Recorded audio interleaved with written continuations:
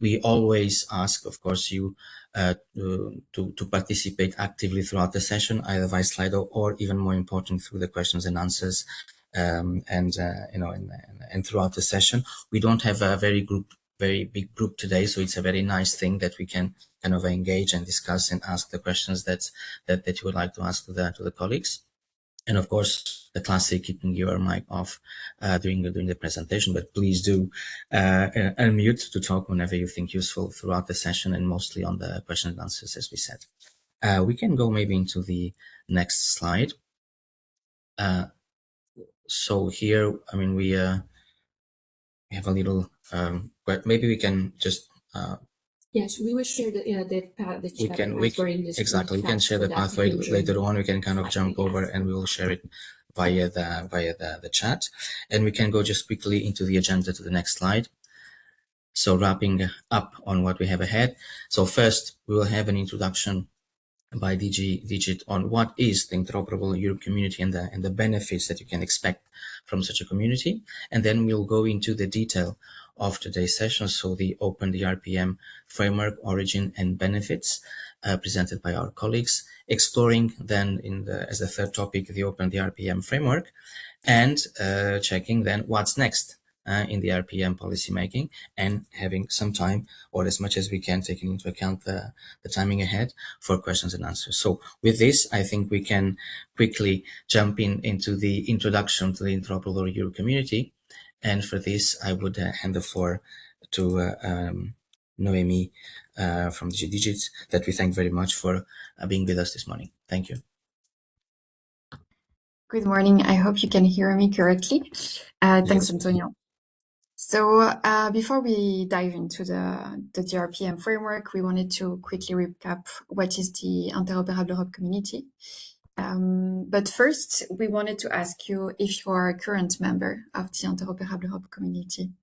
So we'll maybe just leave you a minute to go to Slido and let us know if you are already a member. Okay.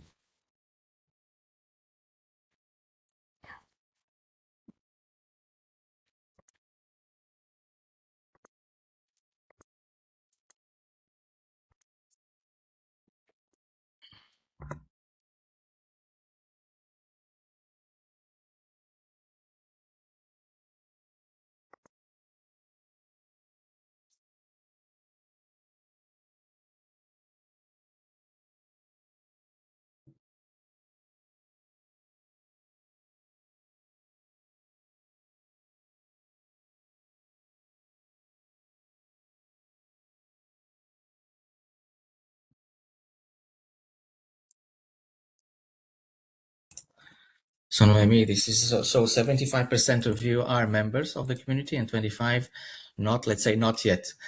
So we have a nice group of participants to the community, which is excellent. So and you are part of right, Noemi, of the 335 current members. So this is the group is growing, and thanks to you, of course.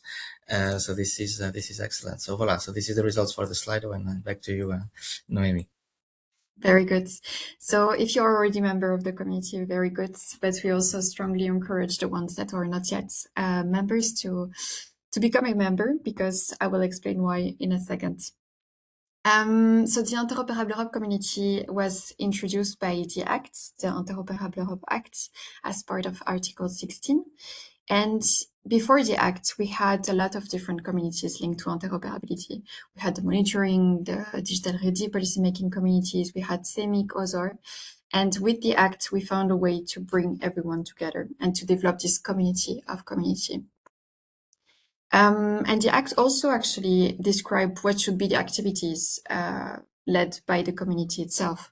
So the community is tasked with supporting the board. So as you know, as part of the governance of the Act, we have this board who is taking decision and is composed of member state representative. And as part of the community, you are gaining this membership status as well as benefits. For instance, we have different activities that the community is leading. We also have the annual assembly. which is the big events done once a year by the community. And the Act also asks for the development of a code of conduct, especially for the community itself. And how can you contribute as part of this community? So we have different activity on the portal, and I'm sure my colleague will put the link in the chat. The first one is that we have a page called Have Your Say. And this is where you can give your opinion on the consultation that we do also once a year on the Interoperable Europe agenda. And this is a document that is actually strategically leading the activity that we do in the year. With the objective, the priorities. So this is very interesting if you want to also be part of the, let's say, the direction that we take. We also have the peer reviews. So this is a mechanism that we have to facilitate collaboration between sector public bodies. So with the peer review, you can ask someone else for feedback on your initiative, and you can also give feedback to others. We also want, through the community, to develop the discussions. And so this allowed every member to create and shape relevant discussion on different topics of interest. And finally, the community also organized different events as the one that we have now, and also as the annual assembly that I mentioned earlier, which still will take place in the fall this year. But now I will go back to the main topic of this meeting, and I will give the floor to my colleagues who will guide you into the DRPM framework. Thank you very much, Noemi. Thanks. And as you say, so let's step into the topic, and I can hand the floor and introduce my colleague, Romina Fernandez, senior public sector consultant and entity data, and very knowledgeable of the RPM. Thank you, Romina. Thank you very much, Antonio. Thank you very much, Interoperable Europe Community team, for the introduction and for having this session.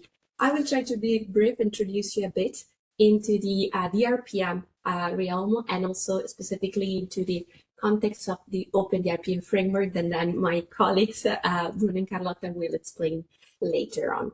Maybe moving forward in the next slides, I believe we're entering the chapter indeed of the RPM, and we actually have a question for you, because also as the RPM, we are community part of the Interoperable Europe portal, and also a core community of the Interoperable Europe community. And for this, we also have a similar question that has been posed before to the community. So we were curious to know if you are already a member or have heard of it already. And I start seeing very positive answers in terms of membership, so that's very nice.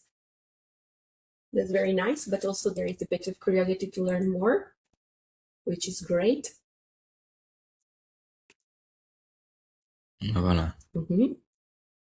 Very nice. So happy to hear there are DRPM members already. Yeah, and also, majority. Yeah. Yes, and also DRPM enthusiasts, because this is also the purpose of spreading digital readiness in the whole policy journey. So very, very nice. Nevertheless, to share more about this, maybe you can move to the next slide. 57. We're breaking even. Huh? Yes. Very good. And yes, introducing a bit the Open DRPM framework, and a bit before the context of it. So next slide, please. Super. Thank you. The Open DRPM framework that we would like to present to you is indeed part of the broader DRPM initiative, which stands for Digital Ready Policymaking. This is an initiative that has been developed in the context of the European Commission, and more specifically once the Interoperable Europe Act has entered into force. The specific mission of the DRPM is to make sure that digital aspects in the whole digital ready policymaking process are taken into account since the very beginning, because this is the best way to ensure that then legislations and policies are future-proof and fit for the digital age moment. And in this context, going a little bit more into detail, as the European Commission, we have developed together with the DG, we have developed the European framework that's meant to be open, so to be consulted by member state, and meant to be a sort of practical, non-mandatory guidance so that public administrations and all policymakers, as well as stakeholders involved in the whole policymaking process, can take the best, be inspired to design digital-ready legislation and also digital public services that survive the digital age and can be indeed future-proof. Here, allow me to clarify the non-mandatoriness of this Open DRPM framework that is going to be explained in detail later, just to share that the purpose is not to impose anything, but also not to reinvent the wheel, really. You will see by sharing the different steps of the Open DRPM framework, so the guidance, that we leveraged and took inspiration from use cases of member states that are already implementing the digital-ready policymaking approach in their own way, in trying, of course, to comply with the different DRPM-related elements that the act requires. And this has been very important because the purpose is to be as aligned as possible to practices that are already in place at the EU level. And with these, we try to have a sort of common guidance and therefore reach the ultimate goal you see displayed here. So try to harmonize the different approaches and get to a common digital-ready policy-making practice at EU level. So for this purpose, we came up with this guidance. Moving forward, and before entering in the actual framework, we still want to share a little bit more of the context, because it's not only this framework is built not only on the Interoperable Europe Act. There are actually more frameworks, more policy contexts and aspects that are be taken into account for this, just to show you how we try to consolidate it, to build it in the most solid way possible. At the starting point, and actually one of our North Stars in this sense, is definitely the European Interoperability Framework. If you are into the digital policymaking process, but also in the more broader context of interoperability, I may guess you are quite familiar with the EIF, because it's indeed the cornerstone setting the different recommendations to achieve interoperability for public services under multiple layers and perspective, whether they are legal, organizational, semantic, or technical. In this sense, also a further key aspect that we took into account, the key legislation and policy, is related on the better regulation toolbox. This is the practical consequence of the better regulation guidelines. So going in more tangible side of how to the EU policy making should be made operative. And continuing on these, also there are broader aspects of the digital decade. I was mentioning the purpose, the broader purpose of making sure that legislation is fit for digital decade and future proof. And this is indeed one of the key relations in policy terms, because we know that the big goal of reaching digital capacity by 2030, and this is indeed one aspect we're taking into account.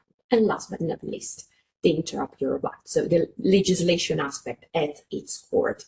As you see, also there are future considerations to be taken into account, just to show you that the Open DRPM framework aims to keep adaptability, be as adaptable as possible, and keep the pace with new future legislations and policies. And with this, trying to also reach the overall benefits that are aimed to be tackled when defining a legislation, and also when developing and designing a digital public services. And this is indeed the next slide.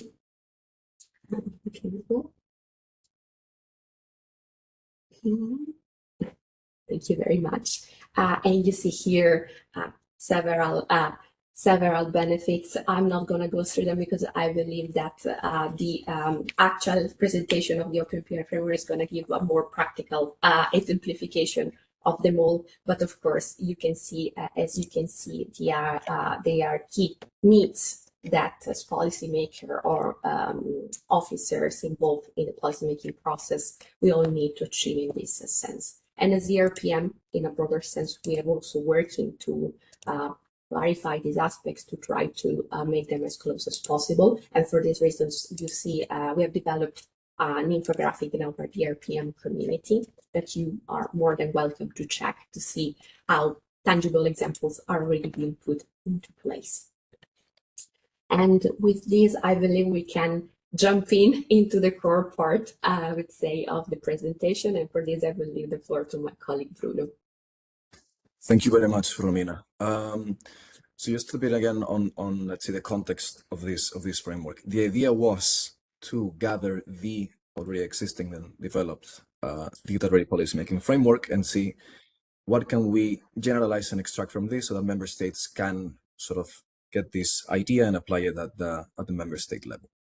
So for that, we adapted this framework, and the structure before we dive into the individual steps is basically start with agenda setting, then policy design, then consultation, then decision. And then there is a supporting layer under all of these steps that is capacity building.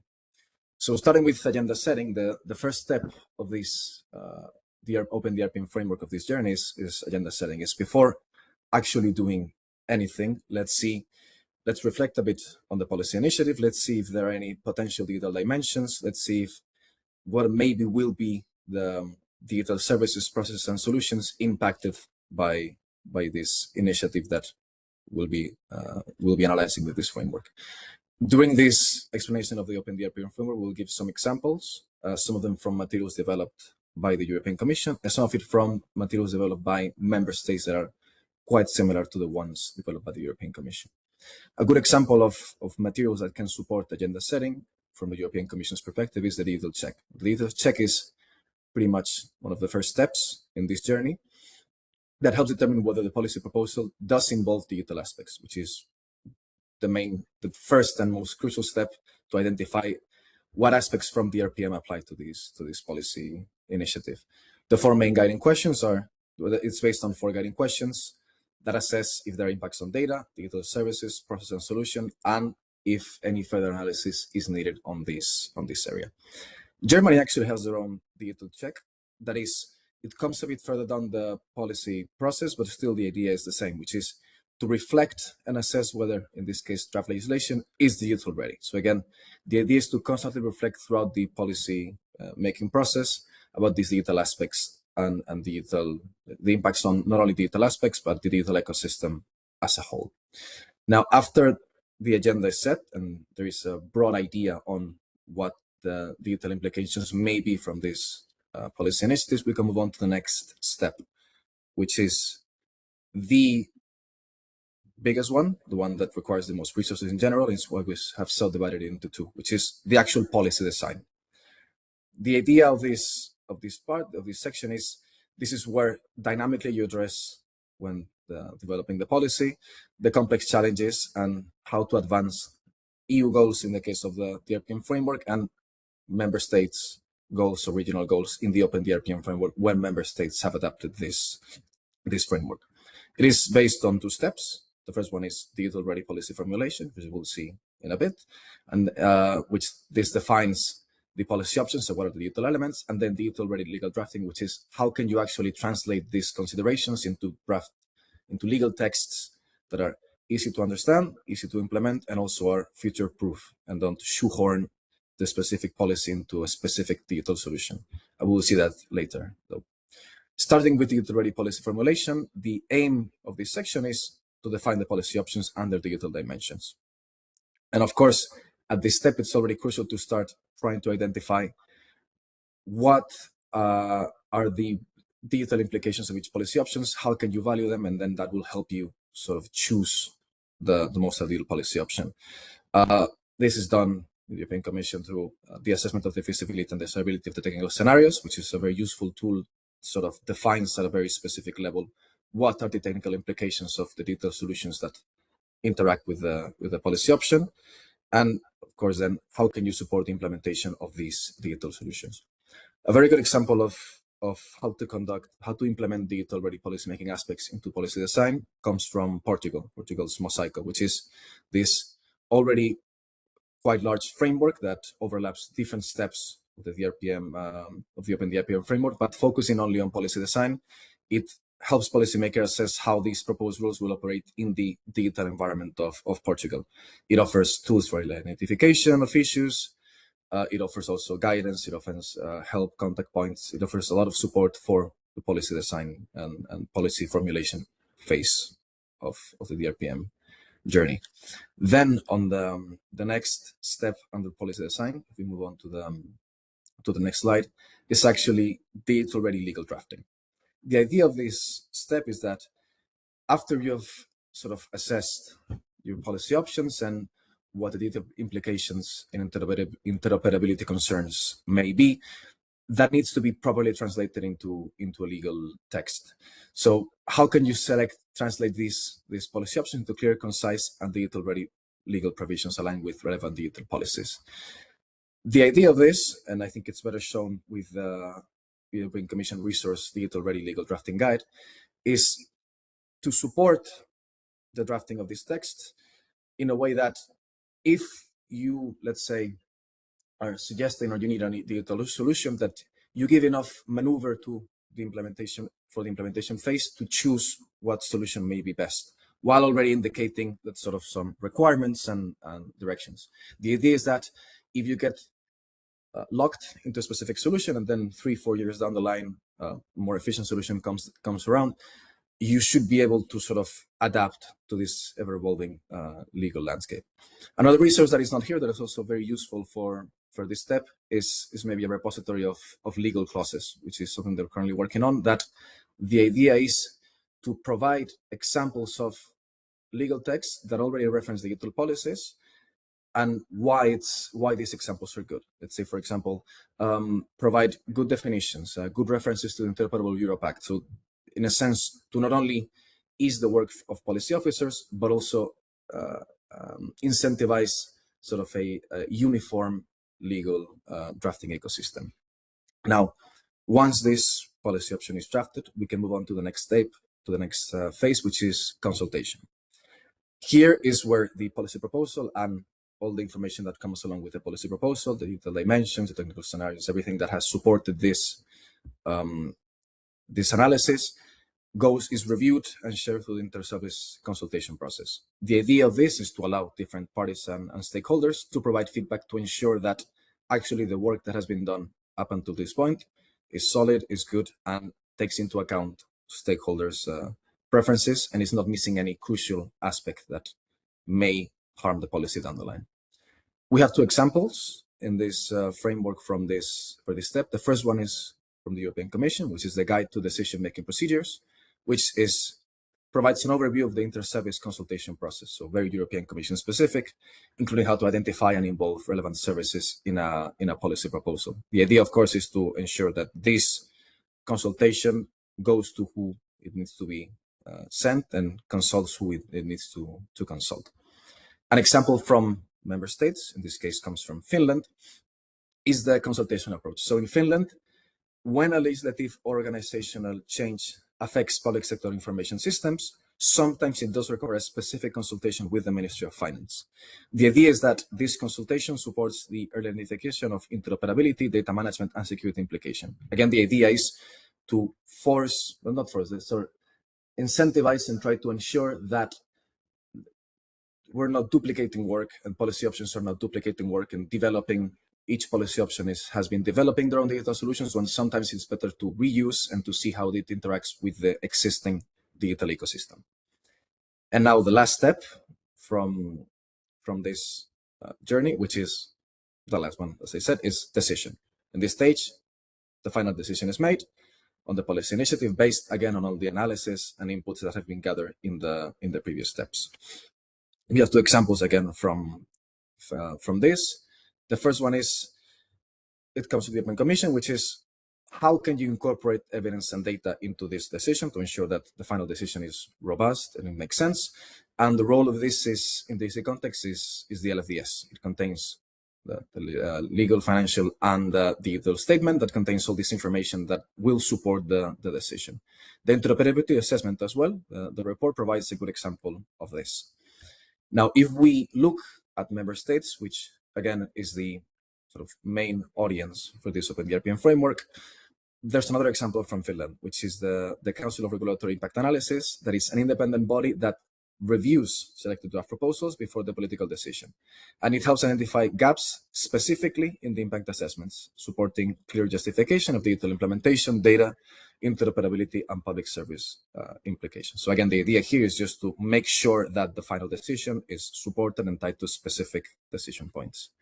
This is sort of the chronological Open DRPM framework. But then, of course, there is a question of what do I need to conduct all these activities, because there's a lot of different activities here. And then that's the last slide, which is if you remember, we mentioned at the beginning, the sort of transversal layer of capacity building. The idea here is what specific things you need to ensure that this Open DRPM framework works. The first one is preparatory activities, which is the first thing that happens before even thinking about implementing DRPM, the Open DRPM framework, which is you need to establish a certain central coordinating body, you need to establish contact points for stakeholders, and you need to be supported by DRPM capacity building for local implementation, which is basically that sort of who enforces the rules of this entire framework. Then you can move on to organizational aspects, which is how can you organize the services within this Open DRPM framework, the roles and resources to ensure that there's effective coordination of DRPM processes, deciding who does what to who. Communication and awareness is basically communicating this, promoting the understanding of the DRPM framework, promoting the knowledge that this framework exists, of its benefits, of its uses. And also, you need to support onboarding activities and tell relevant stakeholders that participate in this framework what the role is and why they need to be involved.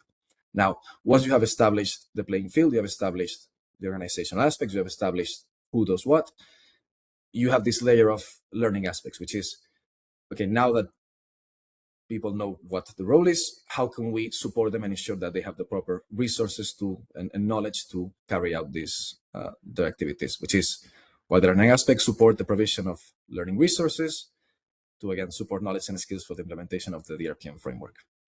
Now, with this, it's almost enough, but there are two crucial things missing: support and monitoring. The first one, support, it's the DRPM support service that should provide guidance, resources, and consultancy to help implement the DRPM framework, which is when things do not go according to plan, when there are doubts, when there are some unforeseen things, who can you refer to that may help you dispel these doubts or point you in the right direction, right? This sort of unforeseen circumstances. And then lastly, but most definitely not least, is monitoring. You have set up this entire framework, but you need to make sure that it's working in the sense that it's supporting member states in going the direction you want to go, which is you need to establish monitoring mechanisms that allow you to track the progress of DRPM implementation and help you refine the DRPM practices over time. So this is, in general, and I'm sorry if I went too fast, but we are a bit pressed for time. The idea, again, is we have taken the already established DRPM framework. It has been generalized. And member states, as you have seen, are already doing a number of things on the DRPM scale. And the idea is to provide a generalization of these frameworks so member states can look at it, take example from it, adapt it to their specific national priorities and ecosystems, and implement as well as they can digital considerations into the policy elaboration process. This is more or less the entire framework. Any questions, of course, feel free to ask them a bit later. And after this, we'll move on, leave the floor to my colleague Carlota, which will explain what's next for this Open DRPM framework. Many thanks, for this very clear explanation of this entire process. For sure that we'll have time to go through the questions in a minute. Just to note that our colleagues also shared with you a couple of interesting links related with digital ready policymaking, and let's say that can be read later on as a complement to the explanation that was given. And as you say, Bruno, so let's continue with the rest of the content we have prepared for you. And I will now hand the floor to my colleague, Carlota Crotti. Thank you. Yes, so if we can go to the next slide, please. So The Open DRPM framework is coming. We are working on it, and the idea also, as Romina was saying, is that it continues to evolve, and we will take into consideration any update to the EIF, for example, that will probably come this year. So the main objective for the next steps is that we will make the Open DRPM framework available to you and to the audience and to the member states. So on our collection, the RPM collection on the Interoperable Europe portal, we are creating a dedicated page for the Open DRPM framework, where you will find the overview, basically as Bruno is giving you now. So, and also Romina, the origins, the key benefits, the steps of the policymaking process, and the capacity building guidelines.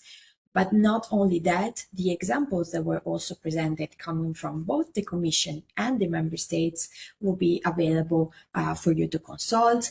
And also the idea is that the framework continues to grow. So we will invite the Member States and the Commission to continue providing examples and as they come, so that the community can have as many resources as possible to continue the journey on the policymaking process. And finally, just message to everyone. So while the page itself is still not available, we suggest that you anyway explore the collection as it is now and become a member if you like, so that you can stay informed and follow the evolution. So as soon as the Open DRPM framework page will be available, we will let you know right away. So we hope you can join us on our collection. Thank you very much, Charlotte, for this explanation about what can be expected now in the in the near future. So it's we are perfectly in time. So we managed to come back to schedule. We still have 15 minutes or so. Yes, 15 minutes to go through questions and answers and moment with you. So now I know that we also have a Slido for the questions and answers where you could write down the questions that you have, but it's also interesting if you would like to take the floor and directly ask the question or the questions you may have. So don't hesitate to do so. And so now it's the good moment. If you want to, any of you wants to bring your questions into discussion, please feel free to do so.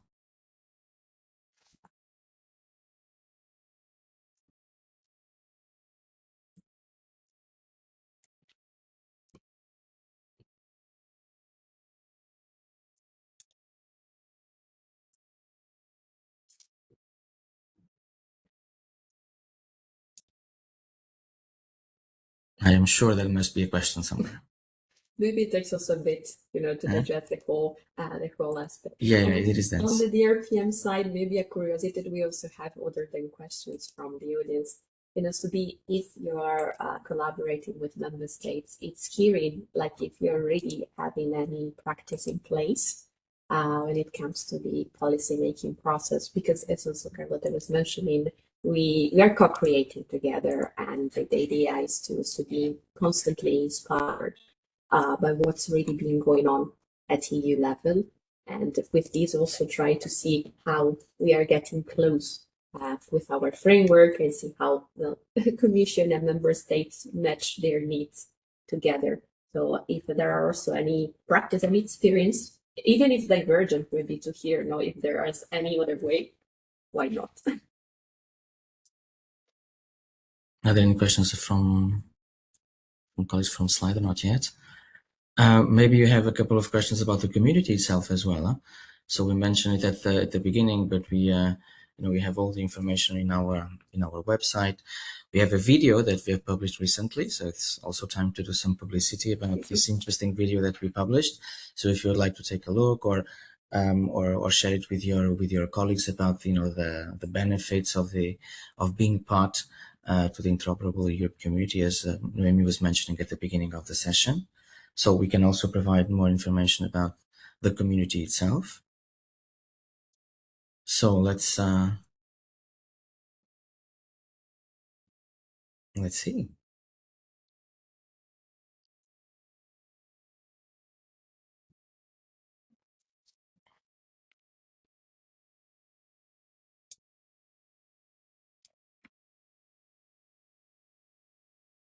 Okay.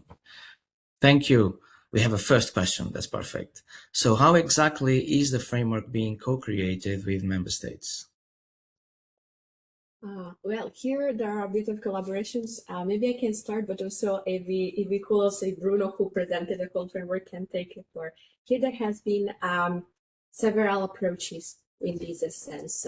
Maybe let me start saying that first we had a sort of internal review of the practices done at Commission level. And with this, we gathered together a basis, kind of very initial embryo version of the framework that then we decided to share with member states. Here we had brainstorming sessions with some representative from member states, especially being part of the member states network that we have developed and built up at the DRPM level.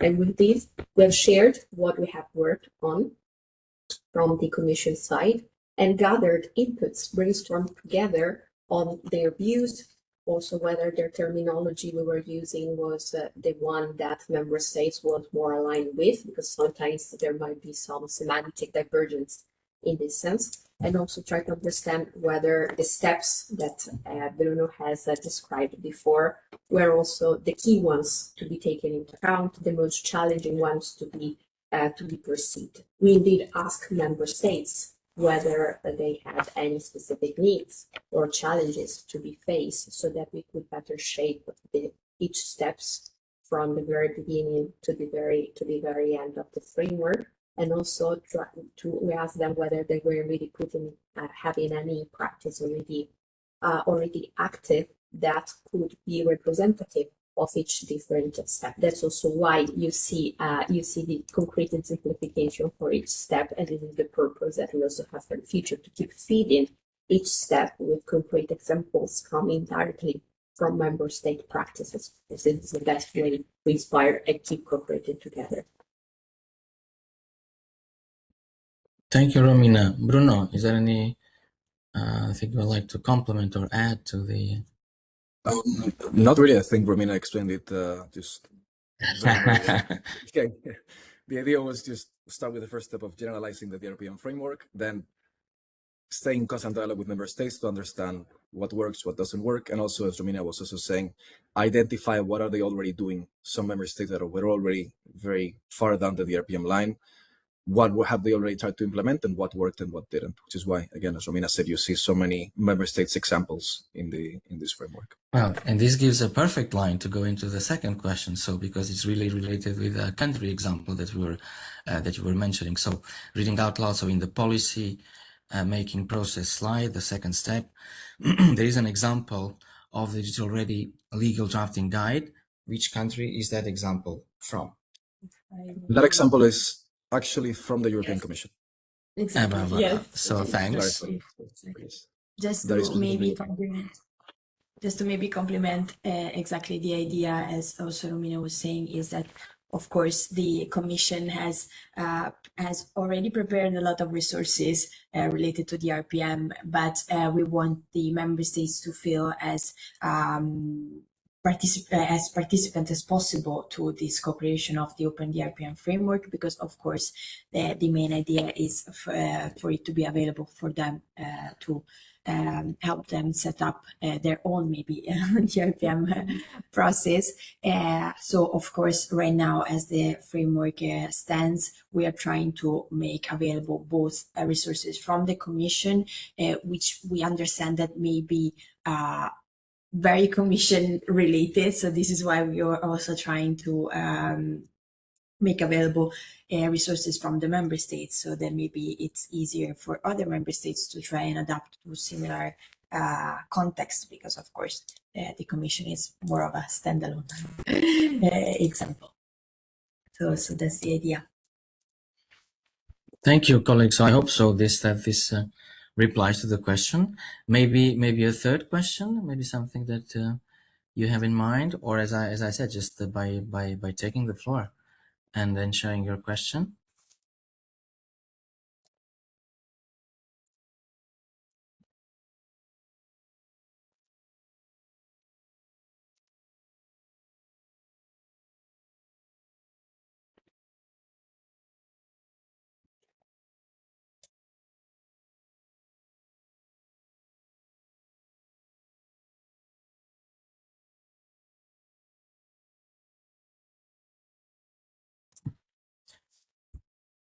Okay.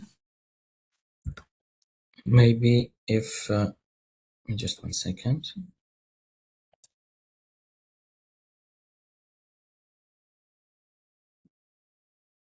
Okay, we have a couple of slides more now on the some next steps and some other information we'd like to share with you. So let's put it this way: if there are no more questions for the moment, we can carry on with the rest of the slides and get slowly into the end of today's presentation. In case you have any other questions, of course, feel free to share them or to take the floor. We'll of course be glad to take them. Now, would like to Yes. take this next slide. Romina, Sure. used to this. With pleasure. Yes, as of a next step for today's session, community side, we will, by thanking everybody like for hosting this session and for participating.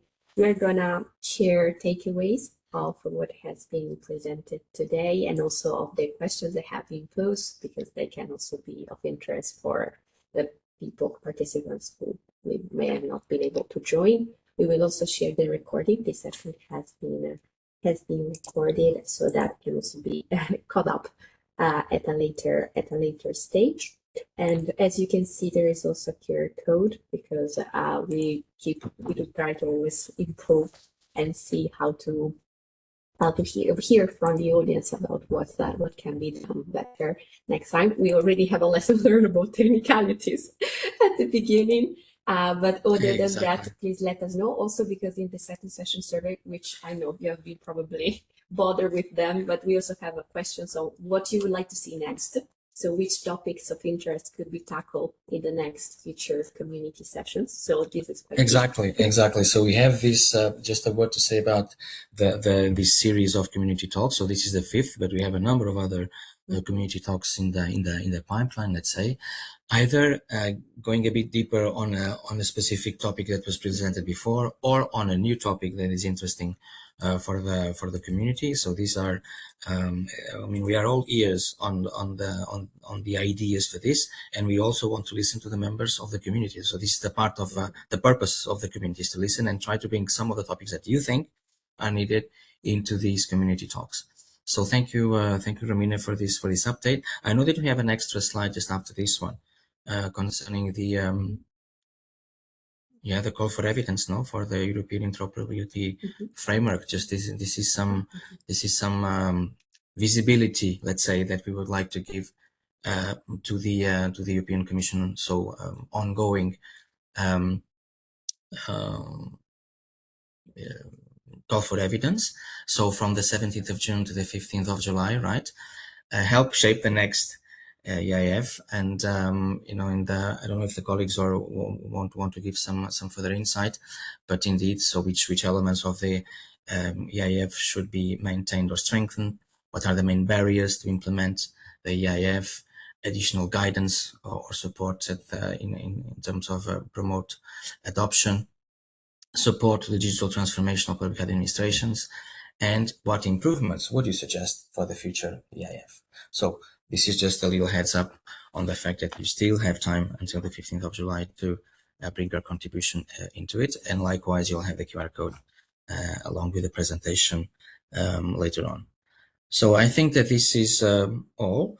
And thanking you very much for your understanding for these technicalities that we had at the beginning, and really looking forward to remain in touch with you all. And thanking my colleagues and of course Noemi for the presentation of the community. We'd like to wish you an excellent Thursday and the week ahead, and we keep in touch. Many thanks to all of you. Bye bye.